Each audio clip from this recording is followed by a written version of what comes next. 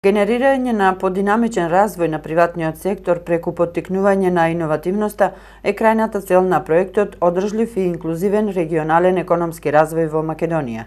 Иницијативата ја спроведува Германското друштво за меѓународна соработка преку изготвување на регионални стратегии за иновации во сите плански региони во земјава. Треба да се определат неколку приоритети кои што се силни страни на самиот регион и во нив да се бараат поголем потенцијал и капацитет за иновации. Значи, целта е на крај поиновативен регион, поиновативен потенцијал, капацитет и секако со тоа да донесе до побрз економски развој и подобар живот на граѓаните на секој од регионите во земјава. Нужно е да се движиме кон новите трендови и постојано да изнаоѓаме модели кои што ќе придонесат кон побрз, подинамичен развој на приватниот сектор. Со задоволство гледам дека во Пелагонискиот регион се вклучени сите релевантни фактори. Како да се овозможи подобра искористеност на иновативниот потенцијал и негова примена во бизнис секторот, особено во малите и средни предпријатија.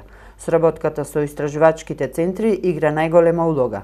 Процесот е поддржан од Министерството за локална самоуправа.